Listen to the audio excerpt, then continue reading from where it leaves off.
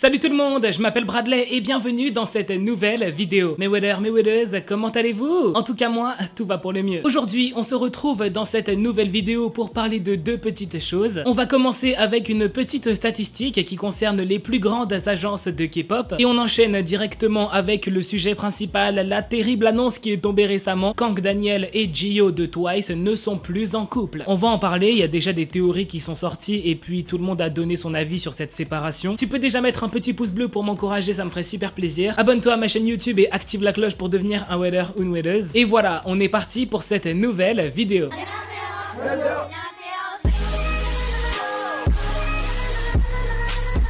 Est-ce que vous vous êtes déjà demandé combien d'argent gagnent les agences de K-pop avec leur chaîne YouTube? Aujourd'hui, toutes les grandes agences de K-pop ont une chaîne YouTube où ils publient les MV de leurs artistes et des informations exclusives sur leurs artistes. Un article de presse a révélé combien d'argent gagnent les 10 plus grosses agences de K-pop avec les vues générées par leur chaîne YouTube. Vous allez voir, c'est assez fou, je m'attendais pas à ce que ce soit autant d'argent avec des vues sur YouTube quoi. L'agence de K-pop qui gagne le plus d'argent avec les vues que sa chaîne fait sur YouTube, c'est l'agence de BTS, Big Hit Entertainment. Big Hit a 46 millions d'abonnés sur leur chaîne YouTube et ils gagnent à peu près 19 millions d'euros par an avec les vues que fait leur chaîne. En deuxième position, on a l'agence de Twice, JYP Entertainment. Sur leur chaîne YouTube, JYP a 19 millions d'abonnés et leur chaîne leur rapporte à peu près 12 millions d'euros par an. Et en troisième position, on a l'agence de EXO, SM Entertainment. SM a 24 millions d'abonnés sur leur chaîne YouTube et grâce aux vues que fait leur chaîne, ils gagnent à peu près 10 millions d'euros par an.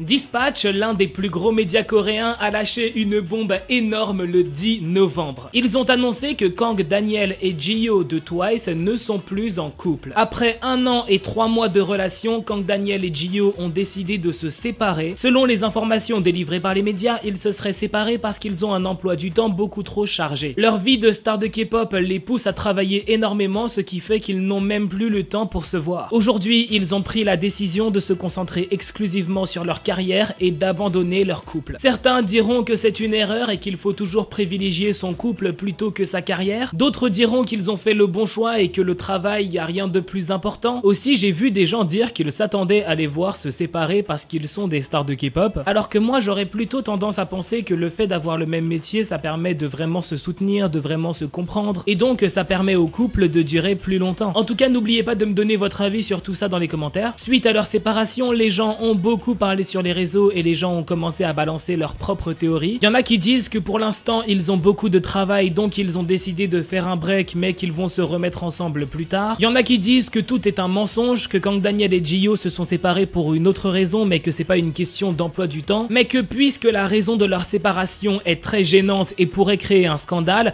ils ont préféré donner une raison banale qui ne va créer aucun problème. Par rapport à ça, j'ai retenu un tweet qui dit « Sérieux, on sait tous que Kang Daniel n'a pas un emploi du temps chargé ». Aussi, il y en a qui disent que c'est évident qu'ils ne se sont pas quittés pour une histoire d'emploi du temps, parce que ça voudrait dire qu'ils n'ont jamais été amoureux, étant donné que tu ne quittes pas quelqu'un pour une histoire d'emploi du temps si tu l'aimes vraiment. Peut-être qu'ils se sont quittés pour une raison beaucoup plus délicate, mais qu'ils veulent garder ça privé. Si c'est le cas, il n'y a aucun problème. D'ailleurs, ils ont le droit à leur vie privée. Et puis, si ça se trouve, ils se sont vraiment quittés parce qu'ils n'ont plus le temps de se voir à cause de leur travail. En tout cas, si j'en apprends plus dans les jours à venir, je vous tiendrai au courant. Je savais qu'il y avait une grosse hype autour de ce couple, mais je savais pas que c'était à ce point-là. Sur les réseaux, quand la nouvelle est tombée que Jihyo et Kang Daniel se sont séparés, les gens ils étaient dégoûtés, ils étaient tristes, ils étaient choqués de fou. Voilà, c'est déjà la fin de cette petite vidéo, j'espère vraiment qu'elle vous aura plu. Si c'est le cas, n'oublie pas le petit pouce en l'air, tu peux aussi t'abonner à ma chaîne YouTube et activer la cloche, comme ça tu seras au courant dès que je sors une nouvelle vidéo. Et voilà, on se dit à très bientôt pour une nouvelle vidéo. Bye, trop de love entre nous.